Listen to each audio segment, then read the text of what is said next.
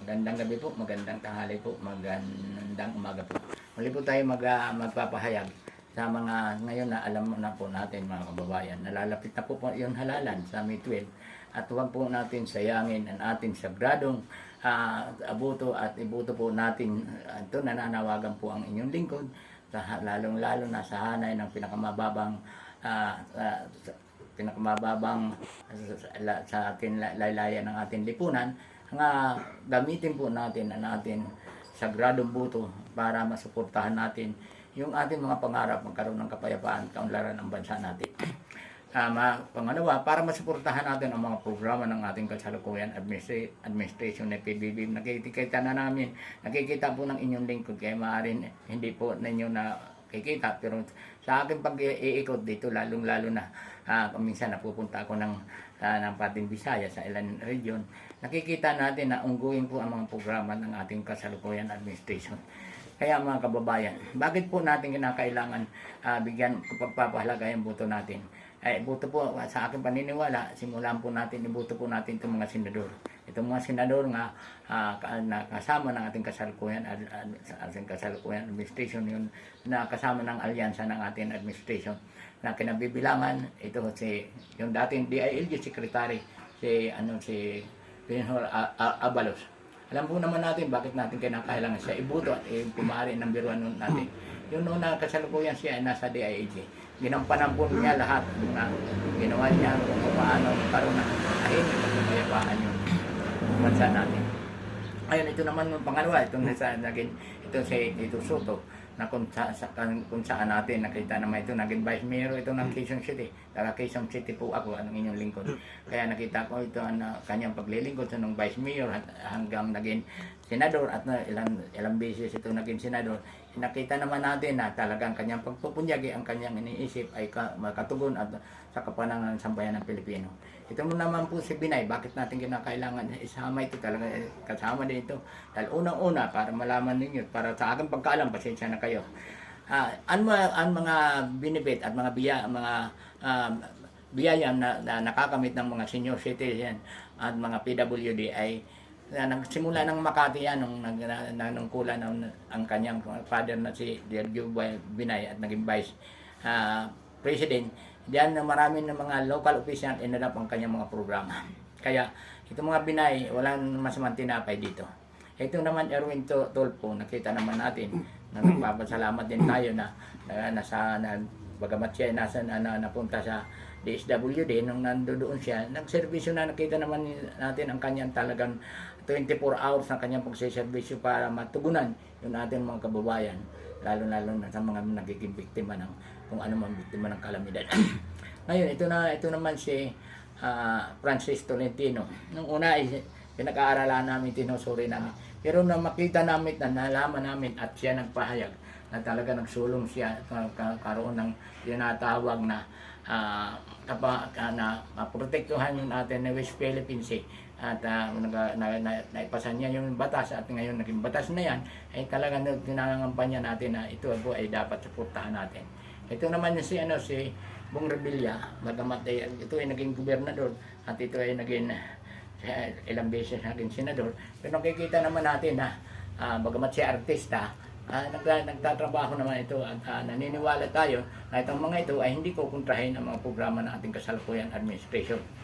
Pangalawa, ito si Papilo Lacson, naging Chief PMP ito at nakita naman natin yung PAOK-PF nung araw na siya talaga naging head ng anti-corruption at naging senador ito at naging senador ito, lahat ho ng kanyang mga pinaglaban na mga batas ay na tungkol sa maprotektahan at maiwasan pag tinatawag na pagnanakaw sa kawan ng bayan.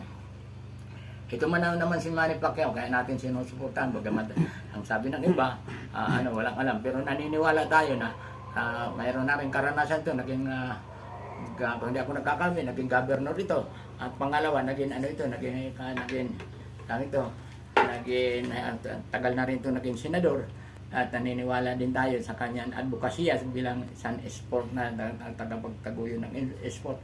Maraming gumamit doon. Mga Pacquiao Party List, etc.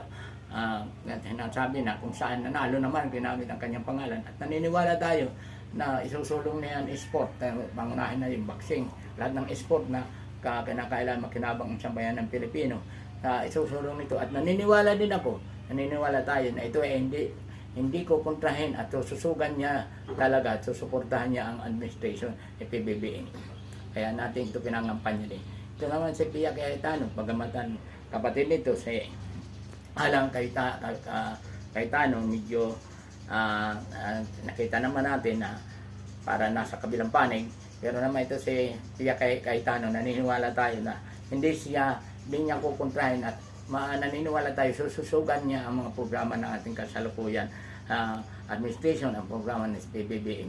Ito naman si Bintolpo, naniniwala tayo sa kanyang advokasya doon sa bilang NGOs, bilang isang mediaman, at nakakatulong naman ito talaga sa mga nangangailangan na mga medyo walang kakayanan kipaglabang, kaya sinusuportahan natin ito.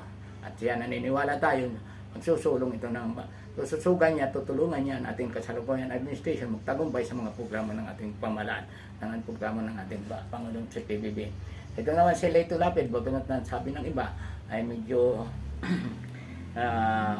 hindi ka nagsasalita, hindi natapos hindi nakatapos ng college.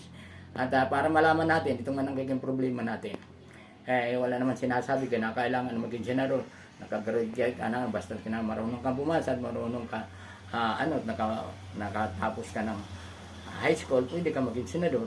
Marunong ka bumasa at marunong ka bumasa ng English at Tagalog, ay naniniwala naman tayo. Pero nagpasa ito na pag-aalam ko, nagpasa ito sa itong sa magkaroon ng tinatawag na yung mga libreng attorney, na kung saan, kung wala ka talaga na pumunta ka sa Sapaw, kaya lumakasampaw dahil sa mga programa tinulong na bill nito.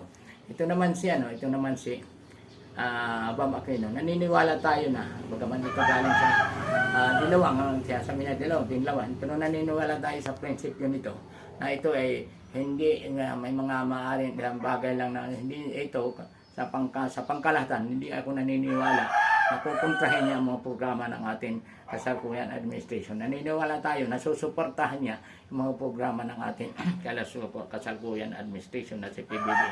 Kaya na sinasabi natin, bagamat, pasensya na kayo, kaya po namin ito, pinangangampanya na ito. Hindi kami naniniwala dahil sa ating kasalukuyan, sa ating kasalukuyan constitution, yun yan sinasabi natin, hanggat hindi nababago yun ating constitution, pagpa yung tinatawag Kongreso at Senado, yun upper and lower chamber, ay ito sulong ang kapakanan. Magsusulong sila ng mga batas para isulong ng administration ng PBBM yung mga batas. At yung mga programa at iniisip naman ng PBBM ay isusulong nila. Kaya paano ngayon kung ang ibang pananaw ng naiahalal natin, magkakaroon ng kabuluhan yan at hindi masususugan ito mga pangarap natin na magkaroon ng isang matiwasay, isang mapayapat, maayos, magkaroon tayong kaunlaran. At ito ng pagkakataon nito, huwag natin sayangan itong kasalukuyan administration.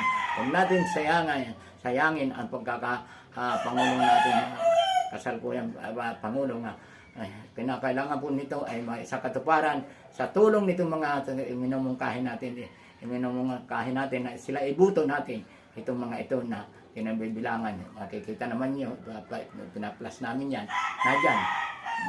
Sinabi ko na sa inyo kung sino man ang kailangan suportahan natin, kasi ito naman po ang pag-asa natin, mga kababayan. Kaya magandang umaga po, magandang tanghali po, magandang gabi po sa inyo. Mabuhay po kayo at God bless at all.